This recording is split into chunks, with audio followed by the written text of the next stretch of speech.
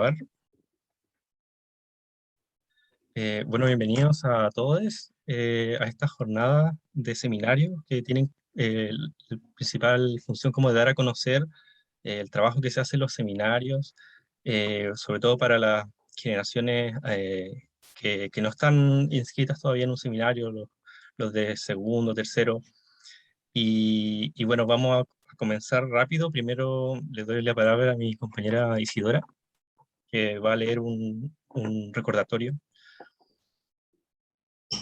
Gracias, Mati. Reitero la bienvenida a todos los presentes, a los profes y compañeros. Bueno, como equipo PIA, estamos comprometidos en hacer de las jornadas de este espacio un espacio seguro para todos quienes quieran participar.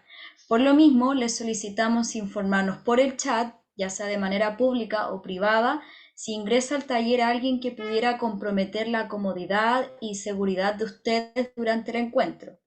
También les recordamos que PIA se reserva el derecho de admisión. Perfecto. Entonces le damos inmediatamente la palabra a las profesoras Rosa Damonte y Claudia Flores para presentar el seminario y posteriormente el Francisco. Ya. Primero quisiéramos agradecer por la posibilidad de estar aquí, por esta instancia y por permitir participar a tanta gente y para que todos se enteren de qué es lo que estamos haciendo. Siempre es bueno eso, ¿no? Voy a partir por compartir mi pantalla. Entonces, nosotros nos dedicamos a adquisición de español como segunda lengua. Esto está enmarcado en el mundo de la lingüística aplicada. Ustedes como lingüística hispánica o como estudiantes de lingüística hispánica solo han tenido lingüística aplicada desde el 2018, si no me equivoco. Mientras que en otros, en el ámbito de inglesa, es como desde los 80. Entonces, por eso, eso explica por qué hemos dirigido poquitas tesis. Y bueno, venimos con la profesora Claudia Flores y con Francisco Vázquez, que es nuestro tesista. Entonces, como les decía, nuestro interés es investigar temas relacionados con la adquisición de español como segunda lengua. Esto está relacionado con niños, con adultos, con metodologías, con posturas teóricas de adquisición, pero también con política pública. Ustedes piden el programa, lo voy a mostrar en un ratito más, y la metodología de trabajo es desde una postura sociocultural, que significa que aprendemos en la medida en la que cooperamos con el otro. El profesor es un facilitador, la profesora es una facilitadora, y los estudiantes tienen agencia, lo que significa que pueden tomar ciertas decisiones, discutir, que es como parte de la riqueza de un seminario de grado, el poder escuchar las posturas de quienes están participando sin sentir que lo podrían hacer mal. ¿Ya? La metodología también del trabajo implica una clase invertida. Yo no sé si es probable que ustedes hayan tenido clases invertidas, pero a lo mejor no sabían la etiqueta. La idea es que se asigna una lectura de textos antes de la clase y luego se discute y se hacen preguntas y se conversa, ¿sí? Y en el primer semestre, especialmente cuando tenemos, bueno, siempre se hace, pero la idea es que los estudiantes tengan una prueba que es para la casa y que es individual y funciona como un precursor de la revisión de la literatura. Entonces nosotros elaboramos unas preguntas específicas que ayudan a organizar como las ideas que podrían ir en los diferentes ámbitos de la revisión de la literatura. Entonces, lo bueno de eso es que en los seminarios grupales esto releva la voz de cada uno y cada una de los estudiantes en la escritura del informe final, y no hay esta sensación de que una persona como que se puso a escribir todo y no me dejaron que yo participara, etcétera, porque ahí todos leen todo lo que escribieron y esto además tiene la retroalimentación nuestra. Y Hay una planificación consensuada entre los estudiantes y nosotras con los hitos específicos, que puede ser una carta Gantt, un calendario, lo que sea, que tiene entregas con escritos pequeños que reciben retroalimentación para su revisión. La retroalimentación máximo nos demoramos como unas 2 semanas, pero generalmente si son más pequeños podemos hacerlo durante la semana. Eso permite además que los estudiantes sientan que están avanzando y que no van a escribir solos durante mucho tiempo para que después les entreguen una retroalimentación que no saben en qué podría caer, digamos. Y nuestra forma de evaluación es desde las profesoras, pero también hay una autoevaluación y hay una evaluación entre pares. Si están trabajando en equipos, por supuesto. Entonces les voy a mostrar el programa para que podamos ver de qué se trata esto y cómo se constituye, ¿no? Entonces, enseñanza de español como segunda lengua y vamos a los resultados de aprendizaje, que implica identificar posturas teóricas sobre adquisición de segundas lenguas, metodologías de enseñanza, para aplicarlas en el análisis de la enseñanza de español en un contexto específico, ¿ya? Revisión de la literatura, etc. Este es del primer semestre. Entonces aquí hay tipos de formas, de cosas que deberían saber los estudiantes o que podrían investigar los estudiantes, que es como antecedentes, teorías de adquisición de un segundo idioma, el bilingüismo, que es uno de los, que es algo que vamos a hablar en un segundo, en niños, niñas y adolescentes, métodos y enfoques, enseñanza de español como segunda lengua, cómo nos planteamos como investigadores o investigadoras, ¿sí? Aplicación de estrategias para reportar información, y esto que a ustedes yo creo que les encanta, que es la utilización del formato APA. ¿Sí o no? Ustedes viven para el formato APA. No. Es lindo. Bueno, ahí el formato APA está relacionado con la lingüística. Yo estoy segura que en literatura ustedes hacen MLA, ¿no? O algún otro. Entonces, lectura y discusión. La idea es que todos colaboran en un solo tema si son equipo, no van a hacer capítulos separados sobre un mismo tema, que eso esto es mucho más de lo que hacemos en lingüística aplicada. Entonces hay porcentaje por participación en clases, esta prueba para la casa, el trabajo escrito general y una evaluación grupal, que incluye la autoevaluación, ¿ya? El resto ustedes lo conocen porque es parte de todas las de todos los requisitos. Claudia, Sí, ¿quieres que ¿puedes seguir presente yo? compartiendo pantalla tú? Sí, por favor. Sí, claro, ya.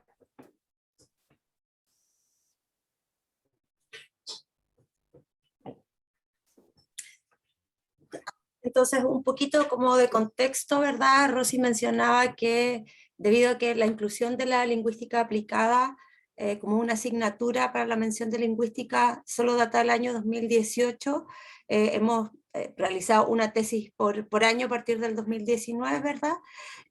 Y el curso precursor que hace que los estudiantes conozcan un poco más, ¿verdad?, esta área de la lingüística, es el curso de lingüística aplicada en el año 2019. Sí, trabajamos el tema de la enseñanza de español en Chile, fue un estudio cualitativo de aspectos teóricos y metodológicos de 2 grupos de profesores de L.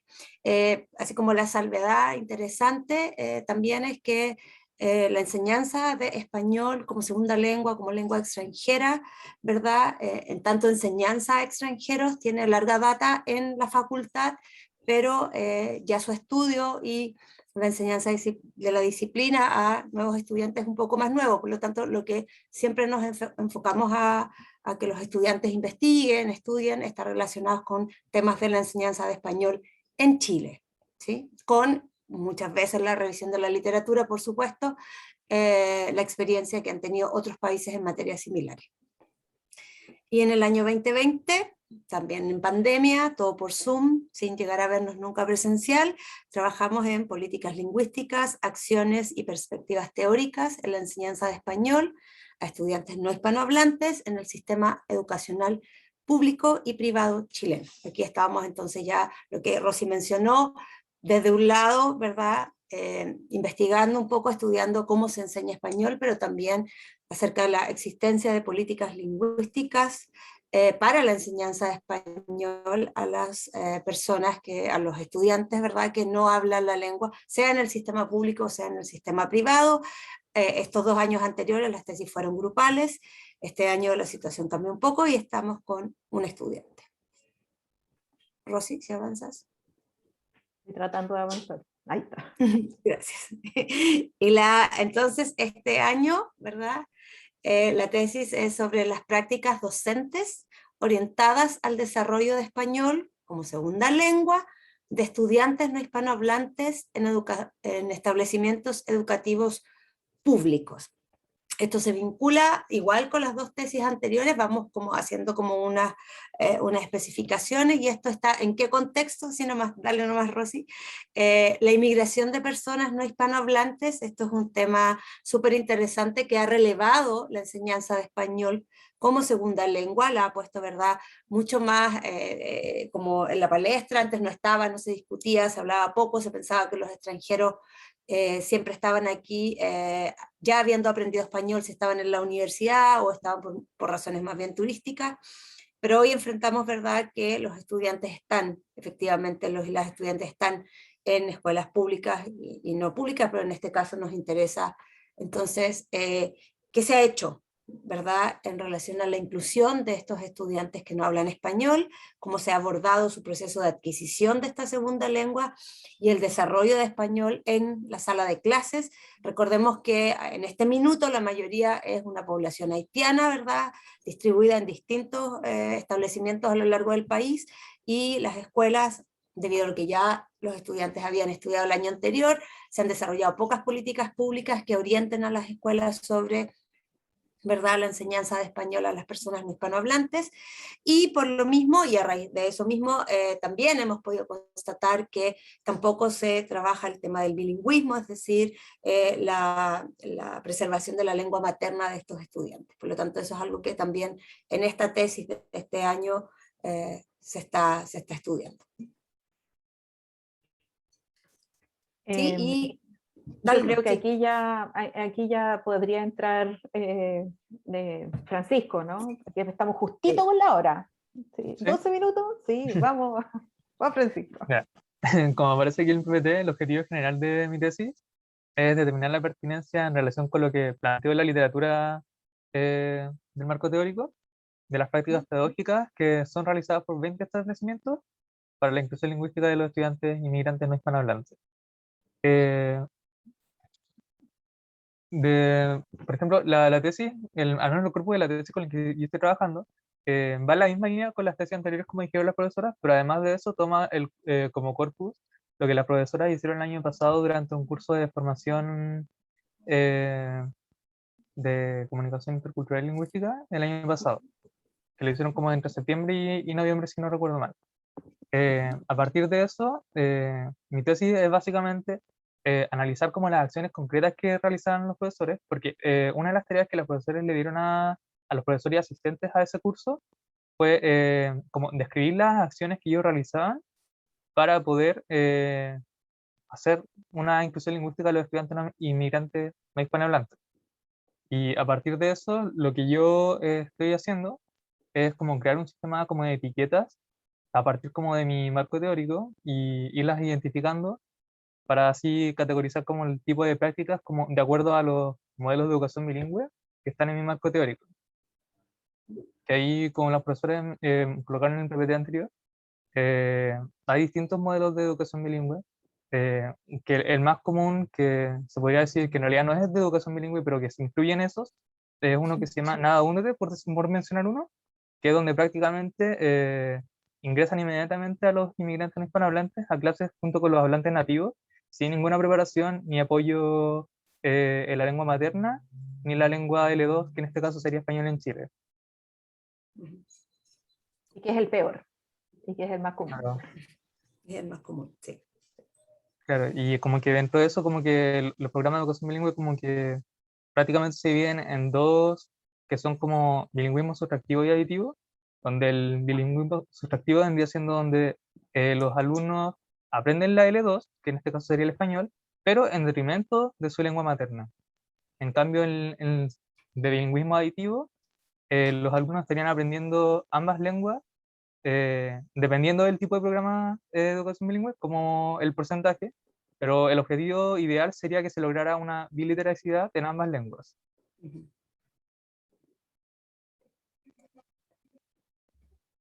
Ujú. Estamos con... Estamos justo con la hora.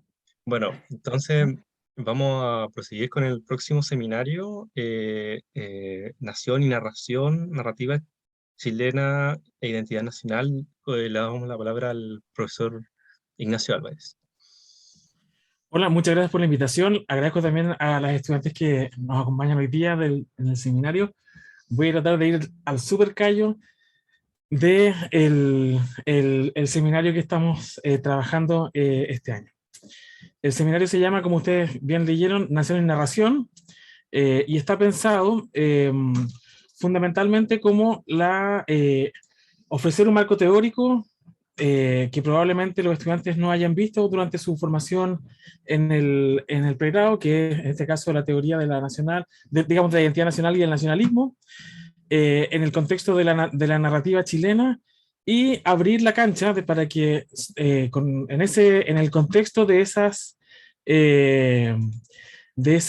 ese marco teórico puedan explorar sus investigaciones tal como, digamos, mejor quieran, digamos, en relación con los intereses de ellos y ellas.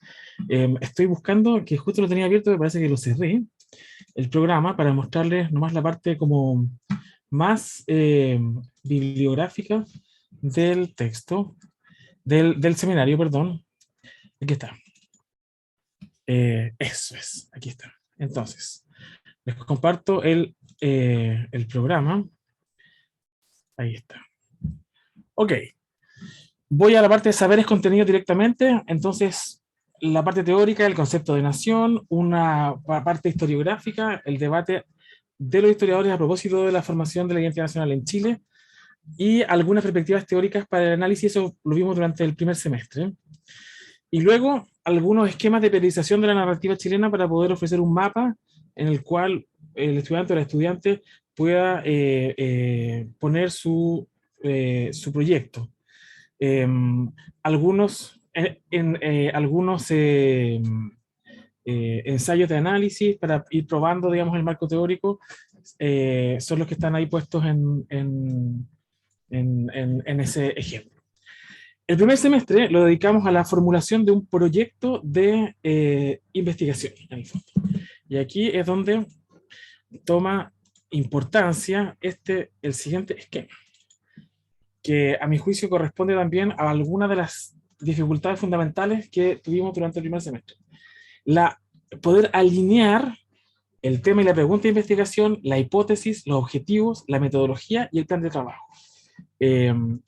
Diría yo que una de las cuestiones que resultó más, digamos, menos sencilla fue, al mismo tiempo que se va incorporando un marco teórico, que se va conectando el marco teórico con la formación que ya tienen de los 4 años de estudio de la licenciatura, ir articulando una investigación en la cual metodológicamente que todo bien alineadito, que la hipótesis responda, digamos, sea una respuesta probable a un tema de investigación, que el objetivo den cuenta de la hipótesis, que la metodología permita que esos objetivos se cumplan y que luego ese plan de trabajo ocurra.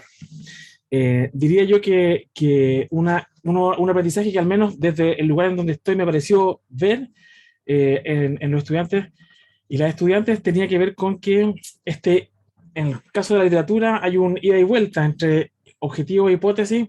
No es una ciencia en donde, no es una ciencia en primer lugar, en donde la metodología implique la prueba de una hipótesis que es inmutable, sino que a medida que voy articulando la investigación, eso se va moviendo. creo que eso fue un poco difícil, además que junto con ir leyendo el corpus y leyendo, hacerlo todo como yo llamaba en paralelo y no en serie, no una cosa después de la otra, sino hacerla en paralelo, fue algo un poco, creo que entrañó alguna dificultad. Para la evaluación de los productos del seminario, ofrecí algunas pautas de evaluación. Aquí, digamos, les cuento, este es el formulario del proyecto de seminario con cada una de sus partes y los criterios que describen qué es lo que tiene que haber en cada una de esas partes. Creo que fue bastante útil que esos criterios fueran explícitos, conocidos de antemano, aunque eso no le resta dificultad al momento de hacerlo, digamos, y eso tiene interés, digamos. Y ya, eso. Durante el segundo semestre, el trabajo fundamental está puesto en la elaboración y el desarrollo del proyecto de tesis, y para esa elaboración y desarrollo del proyecto de tesis también hay una pauta de evaluación que está en el fondo adaptada, y eso es probablemente una cuestión bueno, no probablemente, eso es efectivamente, aquí Alejandra Botinelli me puede corregir, es un tema que efectivamente el comité académico de la licenciatura está pensando, digamos, la elaboración de una buena pauta con buenos criterios para la elaboración de los seminarios. Aquí, buenamente, lo que hice fue tratar de explicitar qué es lo que se espera del proyecto, digamos, ahora ya del informe de seminario en total. Ese sería como el planteamiento metodológico. Diría yo que en términos de el desarrollo del seminario a mí me sorprendió gratamente que efectivamente los proyectos se ubicaron en distintos lugares de la historia literaria chilena. Algunos fueron más cercanos a la idea de identidad nacional y sus problemas, otros no tanto. Y eso también es interesante, creo yo, como que al menos a mí me sirvió para conectarme con los intereses menos hipotéticos y más reales de los estudiantes. ¿Cuáles son los problemas fundamentales que yo, diría yo, detecto desde el lugar donde estoy? Por supuesto, lo que les decía, el poder alinear bien metodológicamente problema, hipótesis, objetivo, eso diría yo que... también diría yo que cierta timidez de las estudiantes y los estudiantes al momento de como presentar sus resultados. Yo quizás es un defecto mío que trato de empujarlos a tesis audaces, digamos. Ya, yo diría que por ahí eso diría yo. Y lo que yo siempre, digamos, algo con lo que lidio mucho es escritura, escritura, escritura, escritura, escritura, escritura, escritura. Sobre eso como que diría yo que este seminario es una súper buena instancia para pensar o aprender a escribir, aprender que escribir significa escribir mal, escribir mal, escribir mal, y corregir, corregir, corregir, hasta que sale bien. Ese aprendizaje es duro, es difícil, pero creo que hubo. Y entre las cosas buenas, yo les decía, la creatividad de los proyectos a mí me sorprende, me encanta, me gusta, lo disfruto. Y también diría yo la enorme y gran disposición al trabajo de las estudiantes y los estudiantes del seminario, que en las condiciones en que estamos, que por supuesto no son nada fáciles, a mi juicio, nada, lo han hecho muy, muy bien. Esa sería mi presentación en principio. Tomé menos tiempo, pero hay hartas estudiantes, así que creo que ellas van a poder dar cuenta mejor de lo que ha sido este trabajo. Muchas gracias, profe. Entonces le damos la palabra a los tesistas. ¿Quién viene primero? María Ignacia.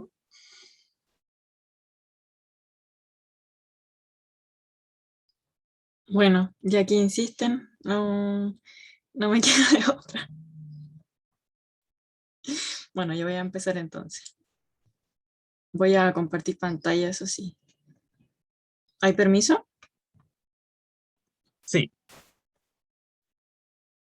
Ya, bacán.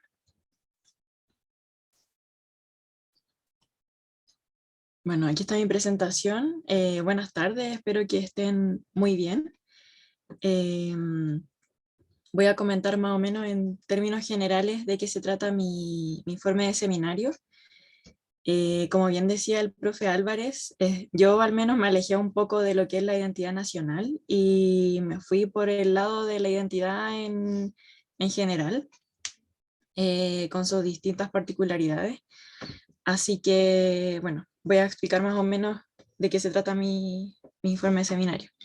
El título provisorio que tengo de momento es Realismo y la formación del artista en la lección de pintura de Adolfo Kuh.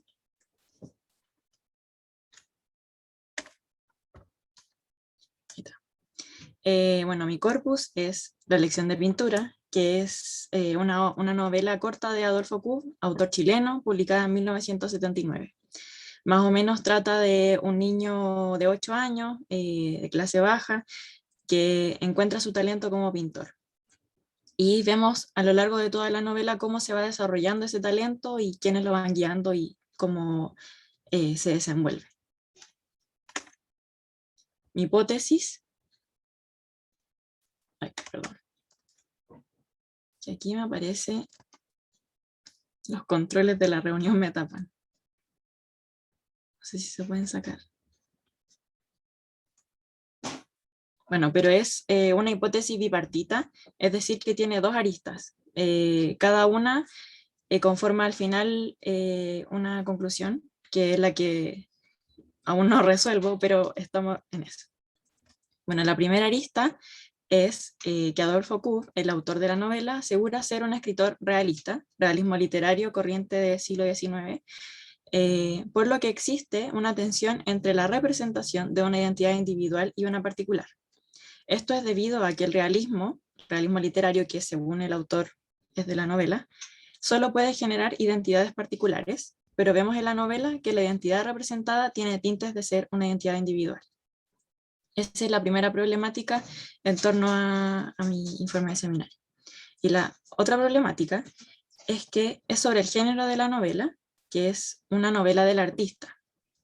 La contradicción que yo encuentro en la problemática es que este género se basa en la universalidad, lo que es opuesto al realismo literario, porque como mencioné anteriormente, el realismo literario se basa en la particularidad y no en la universalidad. Y también es contradictorio debido a que yo considero que existe una identidad individual. Entonces ahí se genera como una contradicción en todos los sentidos posibles. Ahora sí, los objetivos. Los objetivos generales que pretendo desarrollar. El primero es realizar una comparación entre Madame Bovary y la lección de pintura con la finalidad de demostrar por qué el corpus, o sea, la lección de pintura, está recontextualizado y reelaborado en cuanto al realismo literario. Madame Bovary, escrita por Gustave Flaubert. El segundo objetivo es realizar una comparación entre Narciso Goldmundo, de Germán Hesse, y la lección de pintura, con la finalidad de encontrar semejanzas y diferencias con la novela del artista. Y el tercer objetivo, y el objetivo final, interpretar los análisis previamente realizados para caracterizar la identidad inscrita en la lección de pintura. De marco teórico tengo 4 conceptos esenciales: la identidad individual y la particular por un lado. Ocupé y me guié más que nada por Grino Rojo, autor chileno que desglosa estos contenidos. Y el primero, identidad individual, se puede resumir en lo que hace a este individuo un ser diferente de los demás. En el libro Globalización, Identidades Nacionales y Postnacionales, ¿de qué estamos hablando? La identidad particular, por otro lado, se podría definir como yo soy el que soy porque más allá de mí mismo me muestro fiel a la naturaleza y a los ideales de un cierto grupo de gente. Y los últimos conceptos son el realismo literario y la Künstlerroman, o novela del artista en alemán. El realismo literario, según María Teresa Gramuglio, en El realismo y sus destiempos y en la literatura argentina, tiene algunos procedimientos básicos, como la descripción minuciosa, la presentación de los personajes, la especificación del espacio y el tiempo bien delimitado, y además la utilización del nombre propio como una característica central. Finalmente, la Künstlerroman, o novela del artista, tomé una definición de una tesis de Francisco Plata, llamada La novela del artista, el Künstlerroman en la literatura española finisecular, y básicamente trata sobre la narración y formación del desarrollo de la sensibilidad artística del protagonista. Eso. Gracias. Perfecto.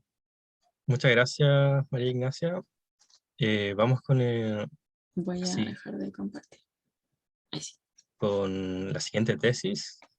¿Quién sigue? Me parece que Javiera.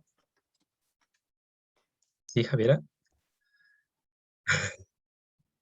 Yo necesito ayuda de mi maravillosa Josecilla. José, ¿te podría pedir que...? Sí, ahora estoy descargando lo tuyo. Gracias. Partiendo. Ya, pues por mientras voy a hablar de quién soy Javiera Azteque, estoy en el seminario del profe Álvarez y muchas gracias, José. ¿Se puede compartir como más así? Ahí está. ¿Se ven grandes? Ahí sí se ve más grande. Bacán. Ya, mi proyecto de tesis, mi tesis, en verdad ya estoy a la mitad del proceso de escritura, se llama, por ahora, María Nadie y la promesa incumplida de la modernidad. Yo no traje una exposición muy pormenorizada como de lo que estoy haciendo, porque podría extenderme mucho y son solo 5 minutos. Sí quería apuntar algunas cosas. Yo tomé el seminario del profe Álvarez, y también así como algunos consejos. Tomé el seminario del profe Álvarez porque quería aprender de literatura chilena, a pesar de que yo no estaba muy familiarizada con el concepto de nación. Y de hecho, como la María Ignacia, soy de las personas en la tesis que como que le costó hacer cuajar el concepto de nación en su proyecto, pero al final lo logramos. Así que eso, como que sigo. Lo que mi proyecto de tesis ofrece es una lectura y una interpretación de la novela María Nadie, que fue publicada en 1957 y fue escrita por la autora chilena Marta Brunet. Ella es una gran escritora, súper prolífica, y escribió durante 30 años, así que igual es bien difícil saber cómo de qué Chile está hablando y situar su escritura, porque es un proceso muy largo. Lo que hice fue interpretar la experiencia vivida por la protagonista de la novela, que es la María López, bajo el supuesto teórico. También esta es una de las razones de por qué me interesó tomar el seminario del profe Álvarez, a pesar de que no estaba tan casado con el concepto de nación, es porque me gustaba mucho su bibliografía teórica. Y nosotros vimos en clase el supuesto teórico que podíamos usar o no, de que todos los textos literarios representan de una u otra manera el contexto histórico, político y social en el que fueron escritos. ¿Ya? Entonces, mi punto de partida sería como que hay una relación realidad-literatura, que evidentemente no es refleja, pero que quiero intentar rastrear. Entonces, ¿qué es lo que nos dice la novela? ¿Qué es lo que pasa con la María Nadie de la Marta Brunet? A grandes rasgos, a muy grandes rasgos, nos muestra un tránsito no satisfactorio, un tránsito como con sabor a fracaso de la protagonista que va de la ciudad, ella nace en la ciudad, después va al campo y después vuelve a la ciudad. ¿Qué pasa en la ciudad? María López, bueno, nace, es una mujer de clase media, se gana la vida como lo hacen las mujeres modernas, no está casada, algo que ahora puede sonar muy común para las mujeres del Chile actual, pero que no era para nada común para las mujeres chilenas de hace 70 años. Entonces, lo que pasa es que ella nunca se siente muy a gusto con su vida, siempre está como migrando en la ciudad de un lugar a otro, finalmente se enamora y la cosa termina muy mal. Entonces, después de este gran conflicto que deriva de ese amor, ella decide irse a vivir al campo, específicamente a un pueblo llamado Coyoco. El gran problema es que la María López se va a vivir a este pueblo y tampoco logra integrarse, tampoco logra como sentir que es su lugar en la comunidad del pueblo al que decide irse. Y de hecho aquí también hay un conflicto súper grande que da cierre a la primera parte de la novela y que la pone en jaque a la protagonista y insiste en esta sensación de no tener ningún lugar donde ser, donde poder existir en paz y en soledad. Esas dos palabras efectivamente las usa ella, la María López, de manera literal y son sus deseos más reiterados. ¿Qué pasa? La novela termina cuando la María López, habiendo fracasado tan profundamente su vida en el campo, decide volver a la ciudad, y eso es lo que nos muestra la novela, cómo es ese volver a la ciudad. Entonces, la propuesta que yo hago en esta tesis es leer el desajuste de la protagonista con la comunidad y consigo misma, mostrar que este fracaso no se resuelve cambiando de lugar, y implicaría que puede ser un problema que surge del hecho de ser mujer. Y no solo mujer a secas, sino mujer en un país como Chile, que está en un proceso de modernización heterogéneo. Me queda un minutito, estoy terminando. Entonces, partiendo del doble supuesto teórico, afirmaría que el primer supuesto teórico sería que todos los textos, de una u otra manera, representan su contexto político, histórico, social, y el segundo sería que todos los textos además proponen soluciones imaginarias a problemas históricos, políticos reales. Y teniendo esas dos cosas en consideración, mi propuesta de tesis es que la novela María Nadie ofrece una resolución imaginaria a una contradicción real, donde la contradicción o el problema real sería el silencio y la incomodidad política, no explícitamente elaborados, de las mujeres chilenas tras la consecución del voto femenino en Chile. Porque acá hay un nexo directo con la historia chilena y también con la historia de las mujeres en su especificidad en Chile. Y la solución imaginaria, la hipótesis, por otra parte, sería que esta respuesta, esta solución es una utopía que se elabora por contraste y que es un mundo que no es en realidad una utopía donde todas las mujeres como que no sufren opresión genérica sexual, pero sí existen intersticios en el sistema donde la mujer al modernizarse puede llevar una vida realizada, satisfactoria, es decir, que la promesa moderna si se llegase a cumplir para las mujeres. Eso es todo lo que tengo que decir. Muchas gracias. Muchas gracias, muchas Y gracias, cualquier Javi. otra... Gran seminario, por cierto. Excelente profe, excelente compañero. No, muchas gracias, Javi. En honor al tiempo, vamos a darle la palabra al tiro a Carla Rito. Aquí estoy, comparto pantalla. Y está.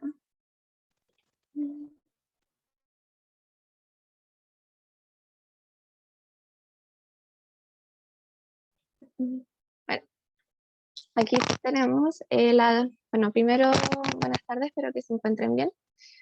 Mi tesis no tiene un título oficial, pero mi tema de interés son las subjetividades femeninas en Martín Rivas de Alberto Blejana. Bueno, en primer lugar me gustaría destacar que de esta novela se ha hablado muchísimo. Existen cientos de estudios al respecto. Sin embargo, nuevas lecturas implican nuevas interpretaciones, entonces jamás se ha hablado lo suficiente de un texto. Y en mi caso particular, pude encontrar que existen varias nociones respecto a Leonora Encina, pero no se ha hablado del resto de las subjetividades femeninas. Entonces, desde ahí nació mi interés por abordar qué sucede con ellas. Mi hipótesis se divide principalmente en 3 puntos esenciales. El primero es que, bueno, existen las subjetividades femeninas, se relacionan principalmente con otros varones.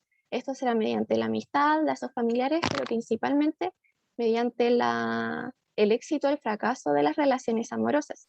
Es en la sociabilidad en donde las identidades van a formar su particularización. ¿Qué quiere decir esto? La contextualización de quiénes son, o sea, cuáles van a ser los códigos morales de su entorno, también los códigos efectivos, y si ellas los van a rechazar o los van a aceptar como parte de su propia identidad. Entonces, mediante este proceso de relaciones interpersonales, se ve que se produce una representación verosímil, es decir, que existen aspectos que tienen sentido con el contexto de producción, que sería el siglo XIX, pero también con la representación interesada del imaginario de Alberto Blejana. Aquí es importante entonces que la construcción de las subjetividades femeninas son dependientes de la ideología del autor, y por ende su construcción es propensa a presentar prejuicios sexogenéricos y de clase social. El segundo punto importante que voy a trabajar, bueno, que estoy trabajando, es que durante el desarrollo de esta particularización se puede notar que grupalmente poseen una posición desplazada en el mundo representado. Esto quiere decir que ellas no pertenecen al ideal de nación de Alberto Blejana. Aquí se puede decir que un punto importante siempre ha sido que existe una distinción teórica entre narrador y autor, pero ocurre en este caso particular que ambas instancias pueden acercarse. Entonces, cuando yo hable de prejuicios de narrador, voy a estar indirectamente hablando de los prejuicios de Alberto Blejana. En eso es como la discusión teórica principal, que los desplazamientos pese a ser distintos según la clase social, porque evidentemente una mujer burguesa no presentará los mismos problemas que una mujer de sectores populares, sí van a coincidir porque presentan una tensión con el narrador. ¿En qué consiste esta tensión? Bueno, es que las voces habladas de los personajes, o sea, sus diálogos, van a presentar sus propias definiciones de mundo y sus códigos morales, pero cuando el narrador hable de ellas, va a presentar una definición que contradice todos estos aspectos. Para que se entienda un poquito mejor, traje esta cita. Aquí Leonora Encina dice: no veo la diferencia que usted indica. A mis ojos, un hombre no vale ni por su posición social y mucho menos por su dinero. Pero después, unas páginas más allá, el narrador, hablando de Leonor, dice: halló cierta orgullosa satisfacción en la idea que en ese momento le ocurría de desdeñar la admiración de todos para ocuparse de un joven pobre y oscuro al que con su amor podía elevar hasta hacerle envidiar por los elegantes. Este es el problema central. La particularización de las subjetividades femeninas se encuentra en conflicto. Entonces, lo que apunto en el marco teórico es cómo abordar estas subjetividades. Y esto se tendría que diferenciar la construcción del género femenino como sujeto literario y el desplazamiento de las subjetividades femeninas como tal. Entonces, acá la ficcionalización de las mujeres siempre se debe tener en cuenta que no corresponden a una entidad unitaria, sino que son identidades heterogéneas. Entonces aquí, para resumir mucho, el androcentrismo sería la construcción de la subjetividad desde la mirada masculina, o sea, autor Plejana como varón. Está la marginalidad, que vendría a ser Alberto Plejana desde su condición de burgués. El tema de la socialidad, que como mencioné previamente, es donde se van a establecer los puntos que van a diferenciar a cada subjetividad femenina de otras mujeres, de los varones y del mundo de los objetos. El tema que sí, se menciona brevemente, el realismo blejaniano. El realismo busca conseguir un grado de semejanza con lo real, con la idea de que todos los sujetos son lo suficientemente valiosos para ser representados. Sin embargo, aquí el plus de Alberto Blejana es que él hace una amalgama con el romance, y esto tiene que ver con el ideal aristotélico. ¿Y qué quiere decir? Bueno, que no todos los sujetos para él son importantes de ser representados, entonces se preocupará esencialmente de la oligarquía. Y es por eso que pese a que aparentemente existe un escenario nacional donde hay representaciones de la burguesía, del sector del medio pelo y también del sector de los sujetos populares, uno puede decir, hay heterogeneidad, o sea, es una representación heterogénea, pero en realidad eso es una falsa apariencia, porque realmente lo que le importan son los sujetos oligarcas. Y después por eso encontramos personajes femeninos como la criada de Bernarda Cordero, quien carece de nombre y pese a que es bastante importante en la trama, el autor la ignora. Y bueno, eso sería un súper resumen. Muchas gracias. Muchas gracias, Carla. Vamos a seguir con la próxima tesista, Isabela. Hola a todos. Bueno, en honor al tiempo, tutú.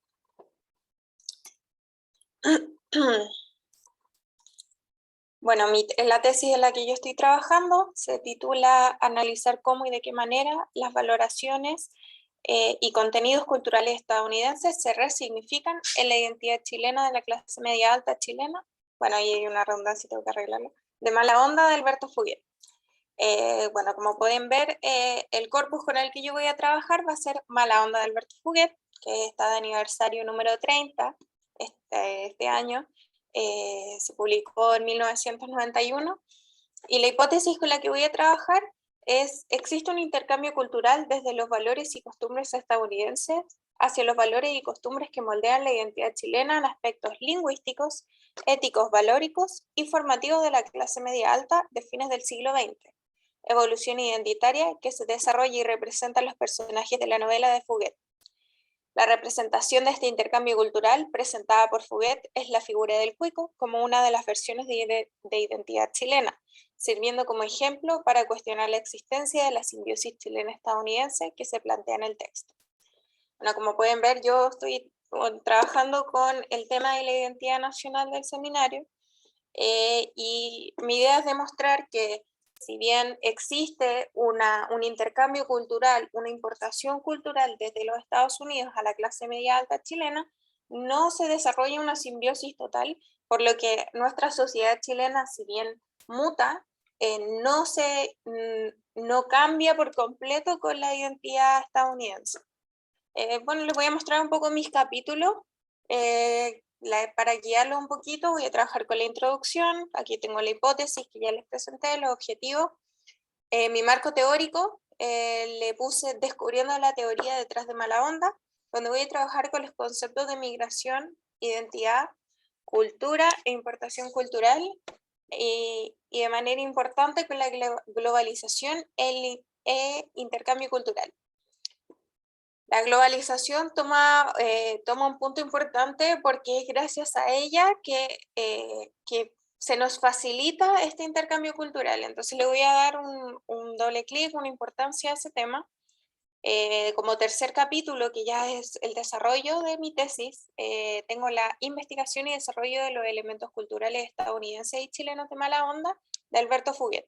Entonces aquí mi idea es analizar los elementos lingüísticos de cultura pop, éticos y valóricos que están presentes en Estados Unidos, cuáles son los que están en Chile, ver su relación, quién los importa a Chile, de qué manera se importan a Chile y cómo se presentan tanto en Estados Unidos como en Chile.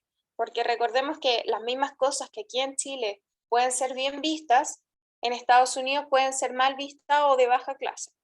Entonces voy a trabajar con la resignificación de los elementos de la sociedad de la clase alta de fines del siglo XX de Mala Onda de Alberto Fuguet. Y después sigo con un capítulo interpretativo donde estudiaré el contexto político, de donde se está llevando a cabo la historia de Mala Onda, que es en el plebiscito del 82.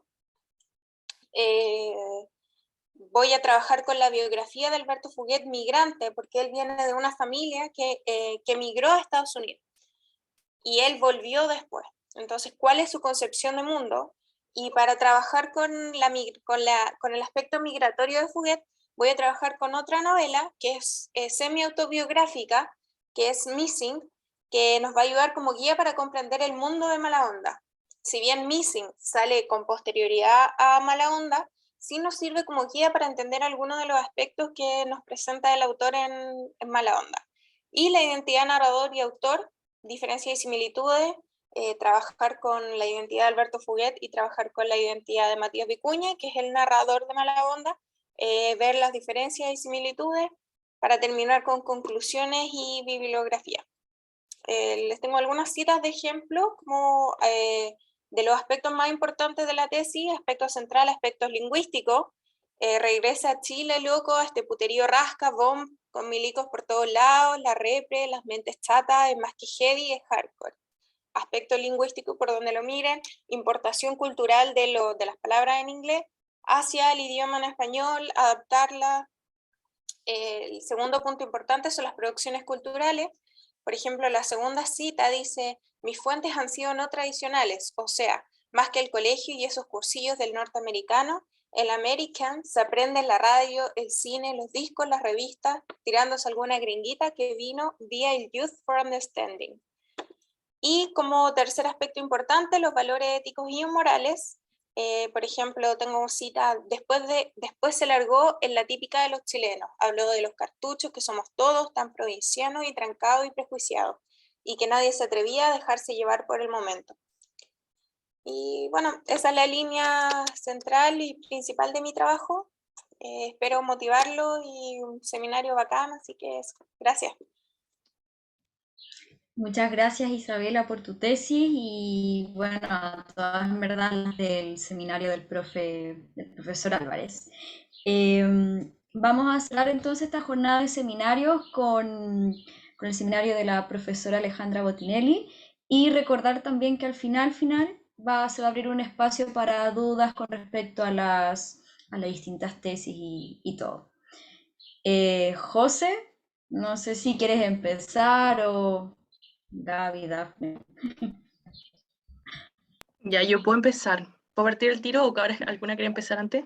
Pero la profe va a partir primero. Sí, la profe.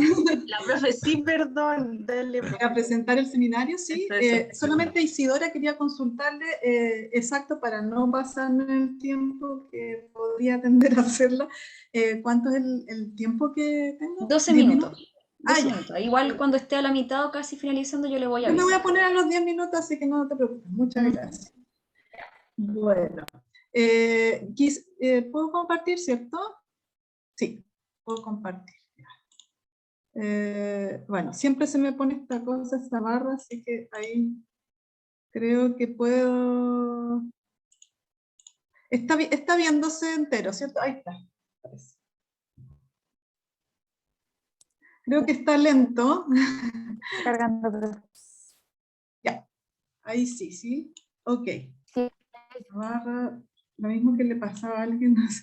Bueno, bueno, el seminario que ofrecí este año se llama Escrituras del Fin del Mundo, Cuerpo y Afecto en Obras Actuales del Cono Sur, desde el año 2000 al 2020. ¿Ya? Eso supone que los corpus que estamos trabajando son corpus bien recientes, ¿sí? Y en realidad, de hecho, están funcionando con también algunos textos actuales del 2021, ya publicados en estas obras actuales, ¿sí? Bueno, los resultados de aprendizaje que nosotros nos trazamos fueron, primero, ¿no? Comprender esto que son las nociones y figuras, le hemos llamado, del cuerpo que emergen en estas escrituras actuales, ¿cierto? Y un concepto que aparece siempre en el seminario, y en este seminario en particular a mí me importaba ponerlo muy, muy fuerte, era la cuestión de subjetividades contemporáneas en crisis, ¿sí? Considerando, pero desde el cuerpo, ¿sí? Nosotros estamos mirando desde el cuerpo y los afectos, ¿sí? Estamos mirando cómo se producen las subjetividades, ¿no? En la contemporaneidad a través de las obras, ¿cierto?, literarias, que son, por supuesto, como se llaman, ¿no?, puestas en obras específicas de esta crisis contemporánea.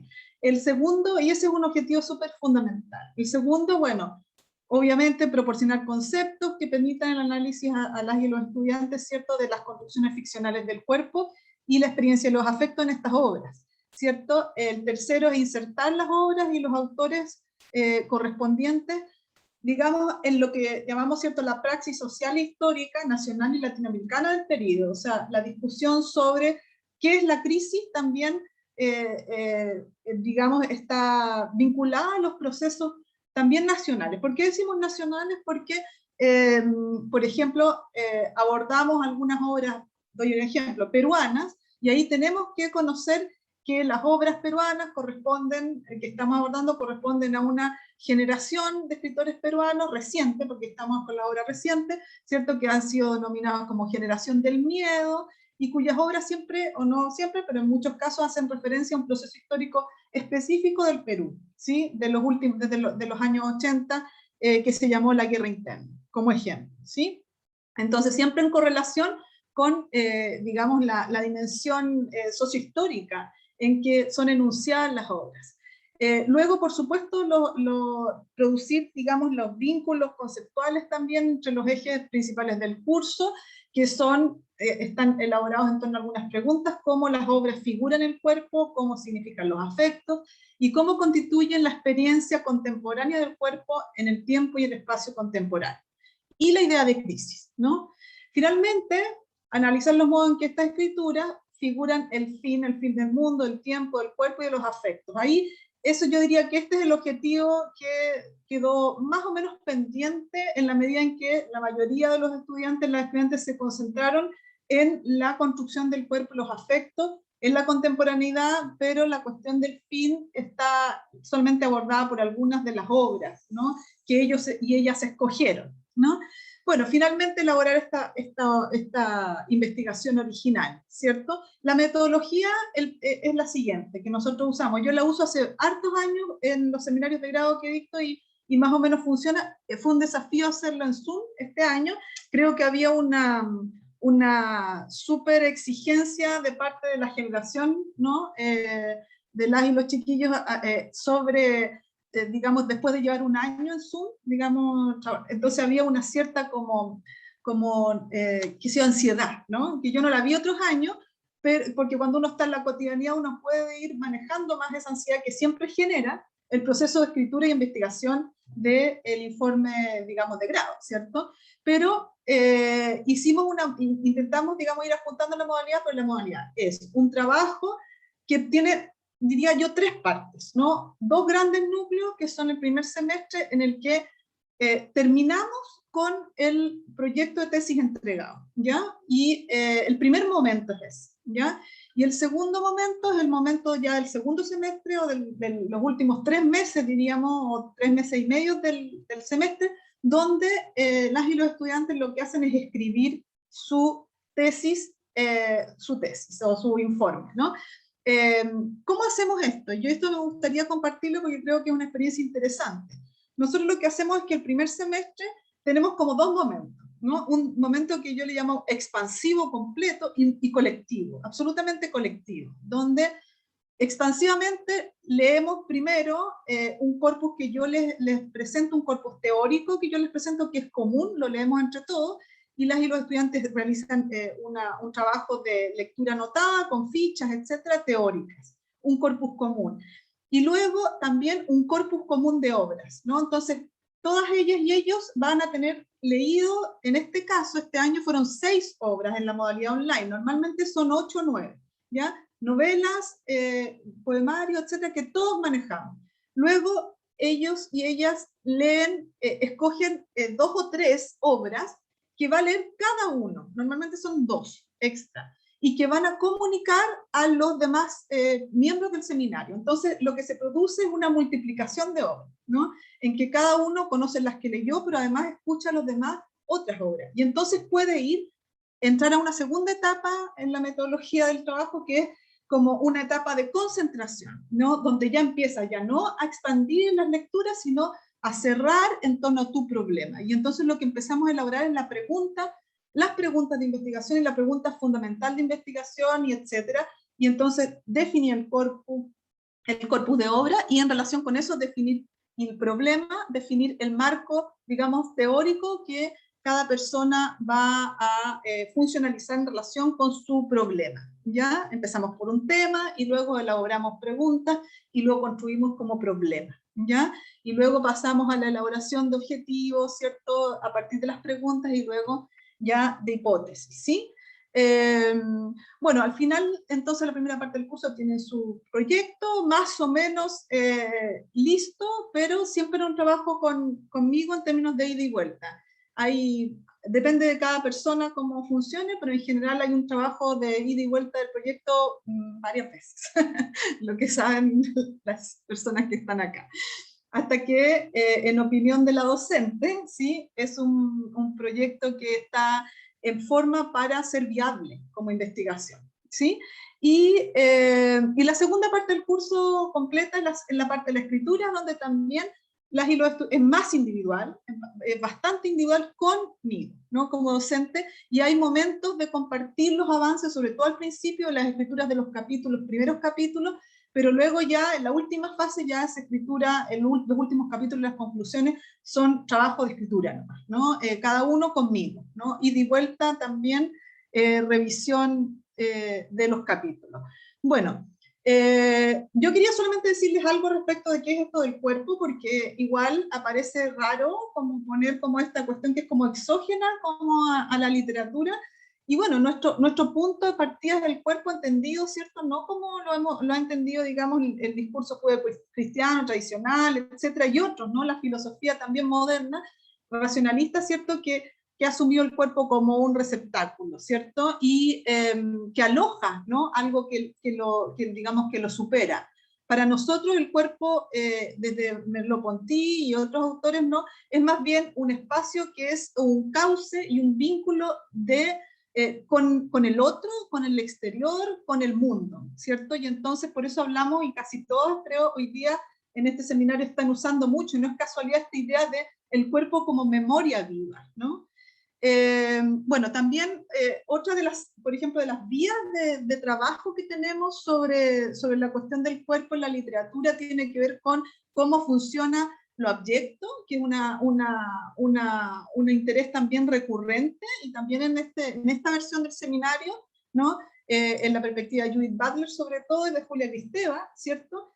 Y bueno, los contenidos en general que nosotros trabajamos son estos, ¿no? Cuerpo, los contenidos también en los cuales vamos trabajando contextos teóricos, ¿cierto? Cuerpo, afecto, sensibilidad, subjetivación, violencia y cuerpo, es muy importante, siempre está presente, enfermedad y cuerpo, afecciones, ¿no? La idea de comunidad, ¿no? Y cuerpo, las transformaciones del cuerpo y las disidencias, las otredades, monstruosidades, por ejemplo, animalidades, pero también género sexual, ¿cierto? Y por otra parte, esta cuestión que por lo menos es súper como productiva en mi opinión para leer el presente, que es cómo se producen el cuerpo y las subjetividades en la contemporaneidad, en las obras literarias, por cierto, ¿sí? Entonces las experiencias del presente, ¿no? En la construcción del cuerpo. Y también la idea de la crisis, porque en mi opinión es como la curatoría del seminario, ¿cierto? Que yo he puesto para este año, lo que hay muy presente hoy día en la contemporaneidad es esta idea de crisis, ¿ya? Esas son como el marco del seminario, y creo que estoy en la hora, ¿sí? Y los chiquillos pueden ya mostrarlo vivo, ¿no? Vivo en sus elaboraciones. Eso. Muchas gracias, profe, por la presentación del seminario. Bueno, ahí no sé, lo dejo a mano alzada, voluntario. ¿Quién quiere empezar? Daf, ¿me vaya a compartir mi presentación? Porfis, gracias. Yo quiero decir al tiro que gracias, profe, por el seminario, y la profe me sedujo al tiro porque cuando leí como las obras que la profe estaba poniendo en juego, puso a la Natalia Berbelagua un texto que antes de entrar a la carrera yo lo leí y dije, oye, esto está muy interesante, un libro que de hecho lo leí y dije, bueno, creo que por esto quiero estudiar literatura. Entonces, como cerrar el ciclo haciendo como la tesis con esta obra es como un cierre simbólico igual, como que con un inicio y un fin, al final es como ver el camino en la carrera. Pero bueno. Ahí lo sacaste, Daf. Sí, que se me pegó el compu, pero voy al tiro. Me voy a esconder, sí, porque...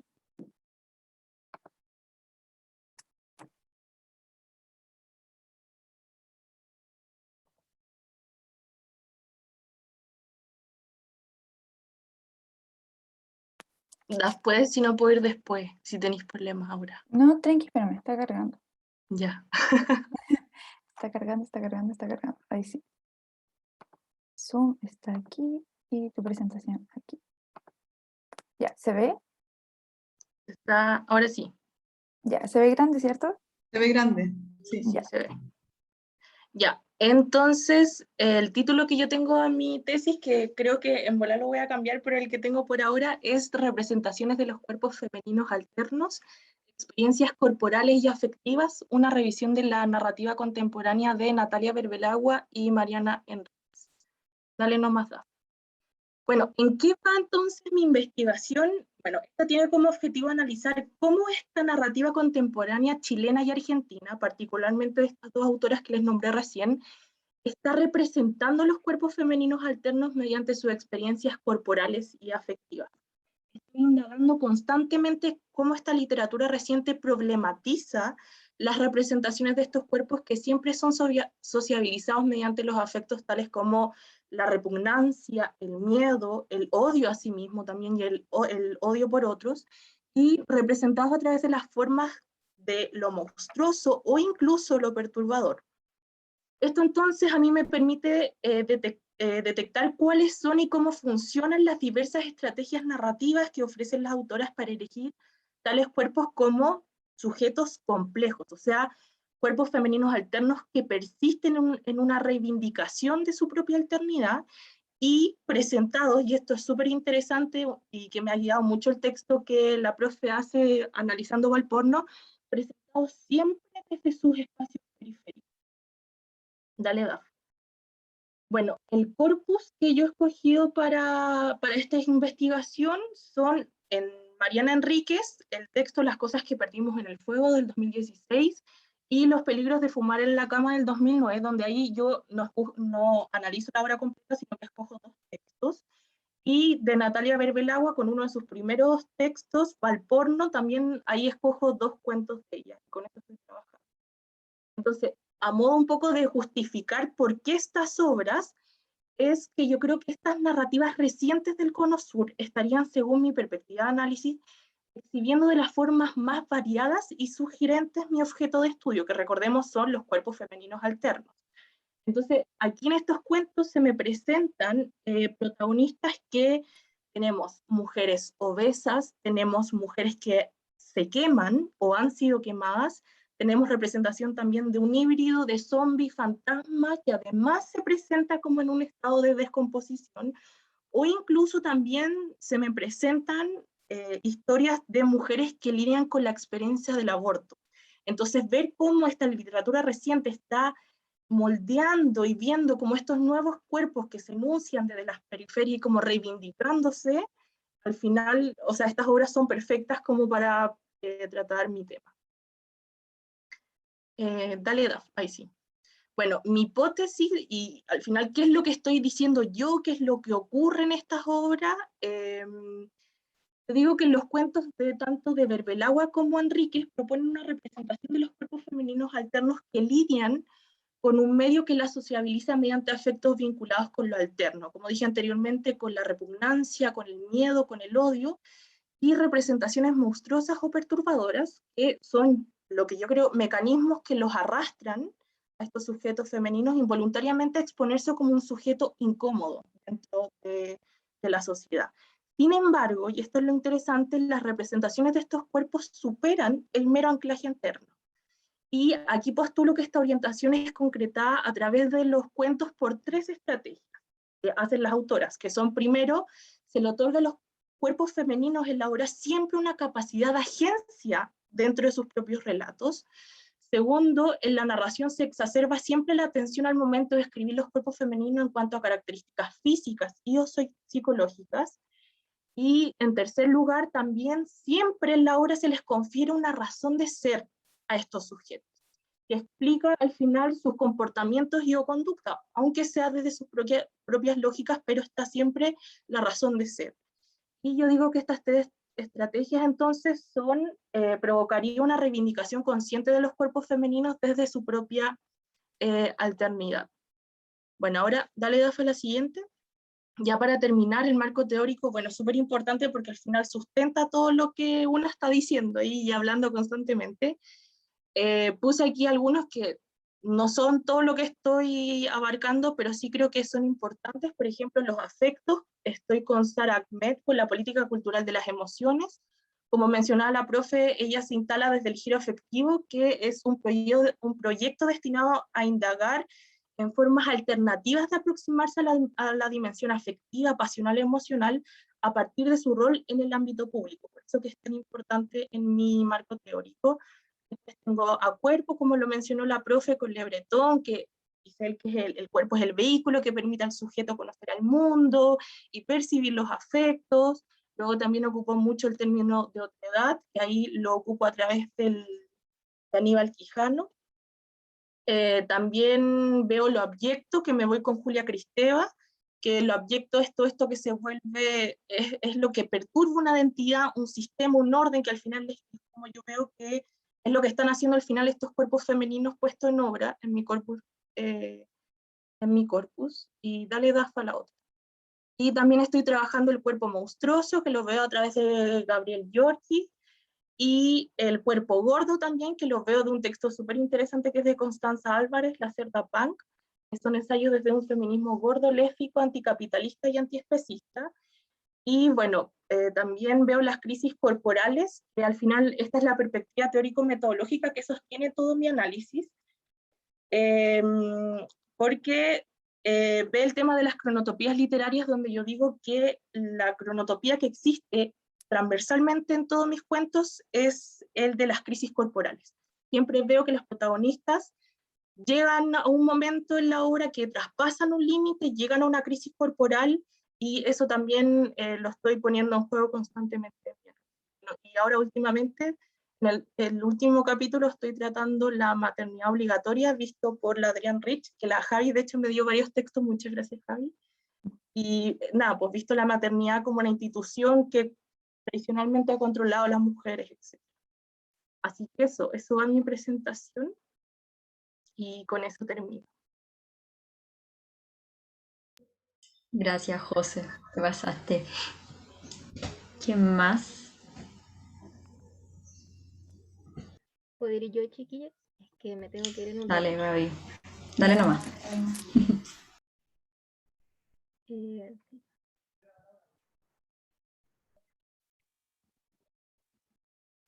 Ahí se ve. Sí, sí se ve. Ahí se ve completo, ¿cierto? Ya. Bueno, mi tesis, el título de mi tesis por ahora es La recuperación onírica del recuerdo literado como resistencia política en Space Invaders y preguntas frecuentes de Nona Fernández. Yo trabajé con Space Invaders el año pasado y bueno, después de las vacaciones leí preguntas frecuentes y está mal escrito. Y me llamó mucho la atención como la diferencia que se puede percibir entre como en la crítica que hace Nona Fernández como al proyecto dictatorial, con todo esto de la convención y la aspiración del proyecto dictatorial a través de la constitución de Pinochet, en una novela que fue publicada el 2020, a fines del 2020. Bueno, mi hipótesis de lectura es que Space Invaders y preguntas frecuentes de Nona Fernández ejercen una resistencia política en tanto practican la memoria al recuperar los recuerdos de una experiencia colectiva literada por el discurso oficial del poder. Estas escrituras recurren al lenguaje figurativo para representar las imágenes oníricas a través de las cuales emergen los recuerdos, configurando de esta manera una narrativa de la memoria colectiva que se resiste a la asimilación de una memoria ajena impuesta por ese discurso oficial. Como decía el profe Álvarez también, yo igual modifiqué un poco mi hipótesis, como esa colita de la hipótesis por la imposición de una memoria desde ese mundo adulto que silenció a la generación de los hijos de la que es parte la Nona Fernández, que también es como parte de mis conclusiones ya. Pero es la metodología que estoy usando, intenté hacer un esquema, porque igual es como medio enredado, como yo estoy haciendo análisis de los sueños, porque son esencialmente narrativas que tienen como eje central las imágenes oníricas que emergen desde el inconsciente de los personajes, ya sea en el sueño o en el insomnio en el caso de preguntas frecuentes. Así que estoy usando a Freud para esa tarea. Voy a volver a decir. Esta es la parte de la tarea de Freud que estoy usando, que es la de investigar las relaciones del contenido manifiesto con las ideas latentes y averiguar por qué proceso ha surgido de estas últimas aquel primero. Las ideas latentes para Freud se encuentran en el inconsciente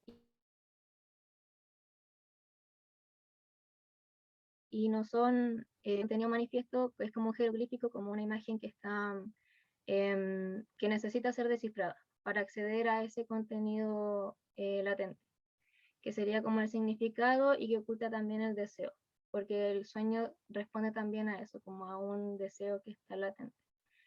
Entonces, lo que yo analicé en mis capítulos fue como, primero, en qué nivel del inconsciente, del consciente se encuentra el deseo de los personajes, que es como que se relaciona a la vinculación colectiva en respuesta a una alienación del individuo que es como producto del sistema neoliberal, que es parte del proyecto de la dictadura, y en qué medida esa ubicación del deseo de los personajes se traduce después en una resistencia política.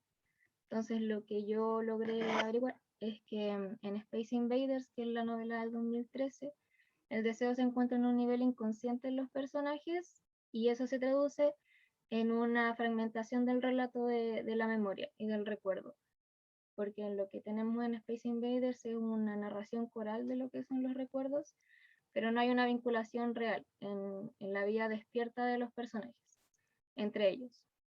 Solamente el colectivo, el cuerpo colectivo existe a nivel del deseo y a nivel del inconsciente, en el sueño finalmente, o más bien pesadilla. Y al contrario, en preguntas frecuentes, que ocurre después del estallido social y durante la pandemia, durante el inicio de la pandemia, es que el deseo se encuentra ya como producto de una recuperación colectiva de los recuerdos que han sido bloqueados. Entre una conversación, que es producto de una conversación entre dos amigas que se encuentran aisladas por la cuarentena, pero que mantienen ese contacto a través de la virtualidad. Y en conjunto se van como difuminando los límites entre lo que es el recuerdo personal e individual, las vivencias y las experiencias individuales y lo que es colectivo, lo que se vivió como generacionalmente en ese sentido. Entonces, como decía, el deseo es producto después, como la adquisición de conciencia de ese deseo, es producto de la conversación, de la recuperación colectiva de los recuerdos. Y eso. Y los ejes temáticos del análisis son, bueno, el sueño, la pesadilla y el insomnio, que son como formas de representación de la realidad chilena en las dos novelas, y a través de la que emerge el imaginario onírico, que tiene relación con los recuerdos, porque está ese juego de la Nona Fernández de que el material del sueño y el material del recuerdo son como lo mismo y se confunden en este como campo onírico, o en el cronotopo onírico para recuperar el concepto que introdujo la José, con el que igual estoy trabajando, la construcción colectiva de la memoria, que bueno, como ya había dicho en preguntas frecuentes, por ejemplo, se ve más como conscientemente. La memoria se va tejiendo en la conversación de estas dos personas. La práctica de la memoria y la reversión de los signos, que son conceptos de la Nelly Richard, que son como prácticas, como herramientas para una resistencia política, para la creación de estas imágenes que tienen un potencial subversivo. Y las conclusiones al final que saco de que es necesario como recordar nuestro pasado en conjunto para poder cuestionar nuestro presente, o sea, los relatos que nos han impuesto, las memorias que nos han impuesto, o sea, que debemos recordar y que debemos olvidar, y eso para poder soñar nuestro futuro, lo que se ve como truncado en Space Invaders, pero que ya es posible en la última novela de la Nona Fernández. Eso, esa es mi presentación. Gracias, Gaby. Gracias, gracias. ¿Quién más le gustaría seguir? Dafne, Iván. Ahí sí, que Daphne me está escribiendo sí, que prefería, pero voy a ir yo porque tampoco sé, no tengo cronometrado bien lo que voy a decir, así que voy a tratar de resumirlo todo. Ya. Compartiendo. Ya, ¿se ve? ¿Sí? Sí, ya, sí. sí. El título provisorio que tiene mi proyecto de investigación del seminario de grado es una lectura de los desplazamientos hacia el espacio de la casa, bajo el concepto de posmemoria, en dos novelas de postdictadura, La Casa de los Conejos, de la autora argentina y nacionalizada francesa, Laura Alcoba, y Forma de volver a casa, de Alejandro Zambra.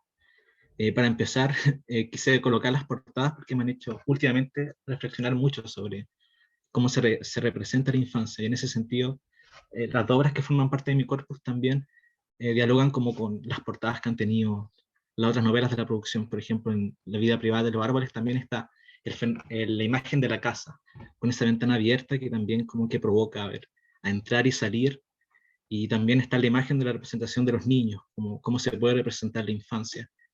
Y eso, en ese sentido, me llama mucho la atención las imágenes también. Esos niños que, como cuerpos subalternos también, niños que son formados por sus padres, también se encuentran solos. Y creo que son como una buena entrada como para texto a lo que las novelas vienen a retratar. Ahora continúo. Bueno, el problema general abordado por este proyecto se condensa en las siguientes preguntas, que son las dos que me planteé. ¿De qué manera la narrativa latinoamericana vuelve a elaborar y tematizar su pasado reciente, marcado por los efectos, consecuencias y transformaciones ocasionadas por las dictaduras militares de finales del siglo XX? ¿Y cómo permea y transforma la aparición de este acontecimiento histórico en las relaciones, los afectos y al evitar el espacio en la representación literaria? Y bueno, y a partir de estas preguntas yo pretendo orientar mi investigación y profundizar sobre las maneras en que ambas obras reelaboran un procesamiento de los efectos, y también podría decirse de los afectos, nacidos de esta ruptura y separación familiares en la intimidad de los personajes. Bueno, este problema había sido trabajado anteriormente, y aquí yo destaco 3 artículos que me sirvieron mucho, y ahí están como los temas que se abordan en estos artículos, que serían el desarraigo, el duelo y la melancolía, en contraposición con la nostalgia. En ese sentido están como las lecturas generacionales que han hecho las autoras, creo que Vicky Willem, autora búlgara, sobre el desarraigo y la nostalgia, el motivo de la vuelta a la casa, entre novelas chilenas recientes, y también la contraposición que hacen con la generación anterior, que sería como, tendría por ejemplo como autores paradigmáticos la novela Los Vigilantes de Daniela Eltit, la novela Una casa vacía de Carlos Cerda, y también El Palacio de la Risa de Germán Marín, en donde ahí se trata, yo creo que se representan distintas formas de sopesar ese procesamiento del desarraigo y de la ausencia también, o esa herida que fue la dictadura. Y también estaría como la forma en que esta segunda generación, que también ha sido denominada la literatura de los hijos, procesa estos acontecimientos también a través de la nostalgia. Yo también me alejo un poco de la idea de nostalgia, porque no solo se vuelve por un deseo a la casa, sino que también hay una postura crítica de parte de estas voces infantiles en las novelas. Entonces, como hay un preámbulo del problema de investigación, y bueno, al abordar el tema del espacio, siempre ya el texto de Bachelard es clásico. En ese sentido yo seleccioné esta cita. La casa nido no es nunca joven, podría decirse con cierta pedantería que es el lugar natural de la función del habitar. Se vuelve a ella, se sueña en volver como el pájaro vuelve al nido, como el cordero vuelve al redil. Este signo de retorno señala infinitos ensueños, porque los retornos humanos se realizan sobre el gran ritmo de la vida, ritmo que franquea años, que lucha por el sueño contra todas las ausencias. En ese sentido, Bachelard siempre, en su análisis sobre imágenes poéticas, en su fenomenología del espacio, siempre presenta imágenes del espacio familiar súper estable, donde está todo compenetrado y está toda la familia reunida, y el poeta o el autor siente mucha tranquilidad. Y en ese sentido estas novelas también vienen a inestabilizar estas representaciones de los lugares familiares. Y bueno, esta cita la destaqué porque ahí está explícitamente, de las cursivas yo no las puse, que también en la casa nido pueden haber estos movimientos, ¿no? De que el ave vuelve y va en ese movimiento itinerante, que son los viajes que uno tiene normalmente en el espacio familiar, que uno sale y entra. Bueno, y el objetivo general que yo me planteé es analizar la relación afectiva y testimonial entre el espacio familiar y la memoria de las voces narrativas de ambas novelas, La Casa de los Conejos y Formas de Volver a Casa. A través de esta vinculación se analizará cómo ambas movilizadas hacia un reordenamiento del pasado, una vuelta hacia el espacio familiar. Y de ahí 3 objetivos que se desglosan de ese objetivo general. Analizar la relación afectiva y afiliativa entre las voces narrativas y la reconstrucción del recuerdo del espacio en el periodo de la infancia dentro del espacio. El segundo objetivo, analizar la reconstrucción narrativa realizada por las voces de sus recuerdos y desplazamientos hacia y fuera del espacio de la casa, para comparar y diferenciar las formas en que se genera una ruptura del habitar en ambas novelas. Interpretar el desplazamiento de vuelta hacia el espacio familiar como una forma de generar un relato que reordena y revisita de manera crítica 2 memorias, a través de la percepción del espacio de los personajes. Y aquí no puse la metodología, pero yo me lo planteé como una lectura diferenciada y también comparativa, ir ahí jugando con ambas novelas. Y algunos de los temas a abordar, que los punteé acá, sería la oposición generacional entre padres e hijos, con la mirada crítica, que la novela de Zambra está literalmente explícita en los paratextos, ¿no? La literatura de los padres y la literatura de los hijos.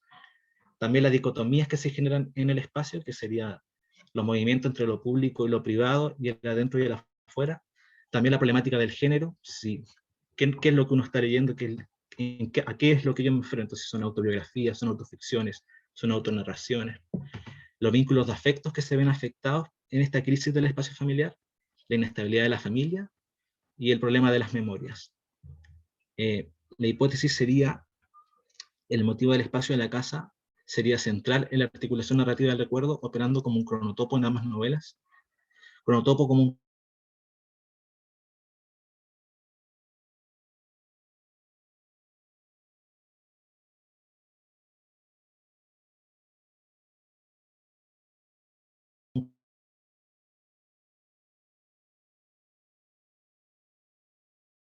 cruce al espacio familiar que busca cerrar y aterrizar los aspectos incompletos de ese pasado. Y acá yo puse muchos conceptos del marco teórico, pero no da el tiempo para mencionarlos. Sí, el que está en el título, porque sería el concepto de posmemoria, en la definición que da Beatriz Sarlo, como la memoria de la generación siguiente a la que apareció o protagonizó los acontecimientos, que sería la memoria de los hijos sobre la memoria de los padres. Y en ese sentido iría como jugando todas las relaciones que se han ido desglosando y se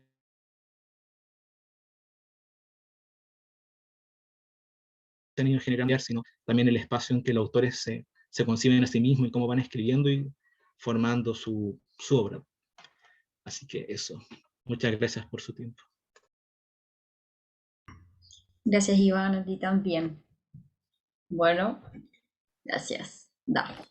Ya, voy a volar porque estamos en la hora. Avísenme cuando se vea completo, por favor.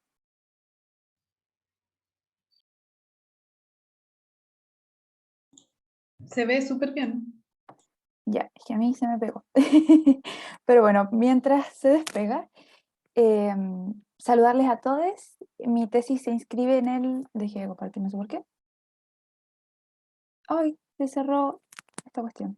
Bueno, no importa. Mi tesis se inscribe en el seminario de la profesora Alejandra Botinelli. Se titula El silencio y la memoria, la construcción de una historia familiar en la narrativa chilena de Alejandra Costamaña y Romina Reyes. Yo escogí Ya. el tema... ¿No queréis que te lo presente yo? Es que la profe se tiene que ir, entonces... No. Acabo de pedir 15 minutos, así es que... Ya. Ya, pero... Mándamelo rápido y te lo comparto. Te lo mandé por WhatsApp. Te lo mandé por WhatsApp ayer. Ya voy. No te apures, Daphne. Ya, profe. Gracias.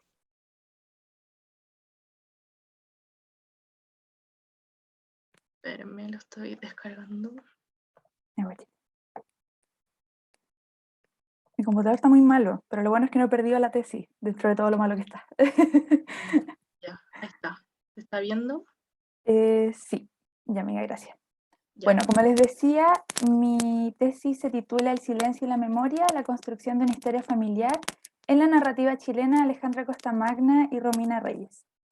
Escogí el tema del silencio y de la memoria porque creo que en Chile existe un legado dictatorial que no solo se manifiesta en la Constitución del 80, sino que hay un legado de silencio y de negacionismo que aún persiste en cierta parte de la población y de la clase política del país.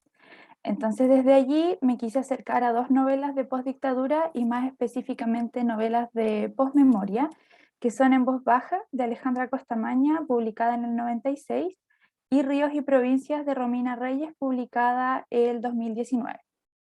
Cambio nomás, amigas. En mi lectura de ambas novelas me percaté de que las protagonistas intentan construir una memoria familiar, pero que se ven enfrentadas a un silencio narrativo que se manifiesta tanto en las acciones de los personajes de guardar silencio, mantener escondida cierta información, guardar secretos, y también se manifiesta en elipsis narrativas que mantienen una parte de su historia familiar oculta. El ocultamiento de esta información produce un conflicto en las protagonistas, generando cambios físicos, cambios psicológicos y cambios psicosociales que están estrechamente relacionados, ya que como comentó la profe anteriormente, el cuerpo no es ajeno a los afectos, sino que es un vehículo. Cambia nomás, amiga. En base a eso, mi hipótesis de lectura es que el silencio funciona como un elemento que dificulta la construcción de la memoria familiar y la identidad personal de las respectivas protagonistas, debido a que se emplea para mantener en secreto lo vivido por sus progenitores durante la dictadura chilena.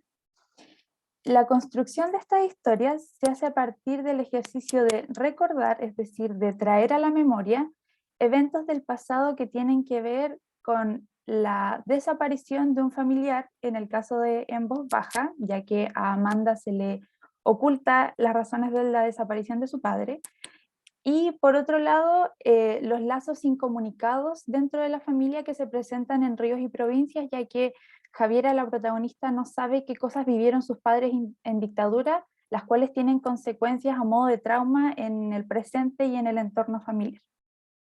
Sigue nomás, José.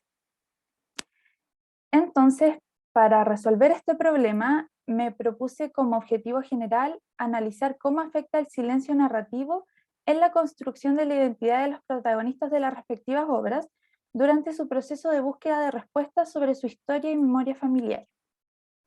De este objetivo general se desprenden dos objetivos específicos, los cuales son analizar cómo el silencio y lo no dicho es empleado en la narración por el entorno familiar de las protagonistas a partir de la cotidianidad dictatorial que están viviendo, ya que el silencio igual es una consecuencia contextual en ambas obras.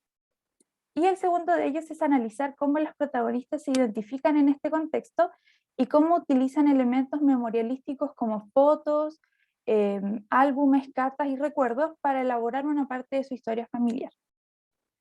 Y para desarrollar esta tesis, cambio nomás la diapositiva, mi marco se basa básicamente en los conceptos de memoria, de posmemoria, cambia nomás José, de silencio, sobre todo el uso del silencio en este contexto, los afectos que no son ajenos como al contexto y a lo que provoca el silencio, ya que el silencio oculta información pero produce otras cosas y este conflicto se ve reflejado afectivamente en las protagonistas. Y la última diapo, el análisis literario pertinente y la crítica literaria de ambas obras. Muchas gracias. Gracias, Dav, por tu tesis. Muy, muy interesante, en verdad, todas. Gracias también, profe Botinelli. Y bueno, ahora entonces se abre el espacio para dudas, comentarios, cosas que quizás no hayan quedado muy claras. Ahí dejo la palabra.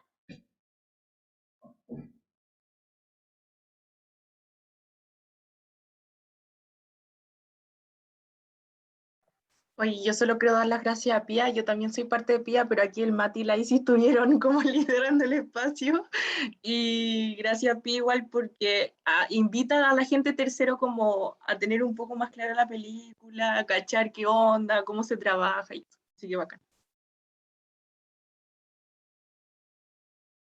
Adhiero.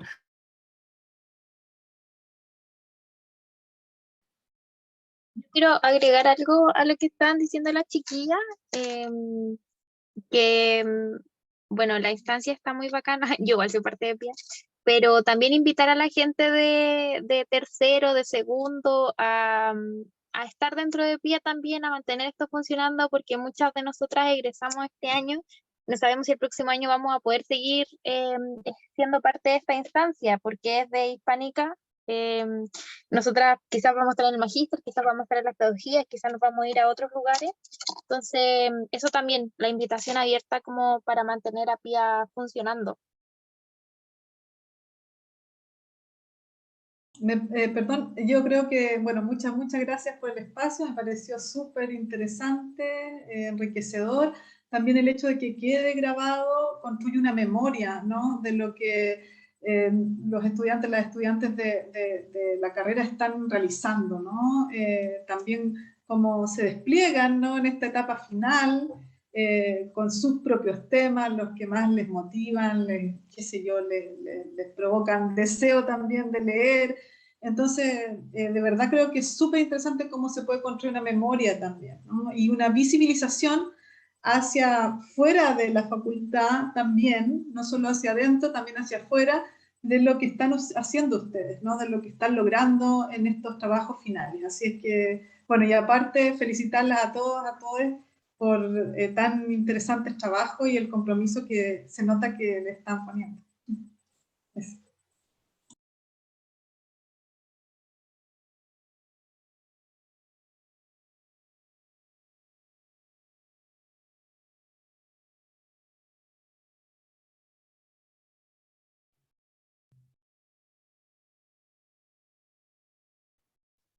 Parece que no hay preguntas. Mm, Cerremos entonces, igual estamos en la hora. sí, bueno, muchas gracias a todas y todos los participantes, a los profes también por el tiempo y por haber asistido hasta el final y poder compartir esta información muy importante para las generaciones que que siguen y los que van a inscribir seminario el próximo año. Muchas gracias a quienes asistieron y los tesistas y las tesistas también. Muchas gracias a ustedes. Chao, chao. Chao, Chao, que estén bien. que Chao, estén muy chiques, bien. muchas Bien, gracias. gracias. Chao. Chao, que estén Chao, bien. gracias. Chao. Gracias a ustedes, chao.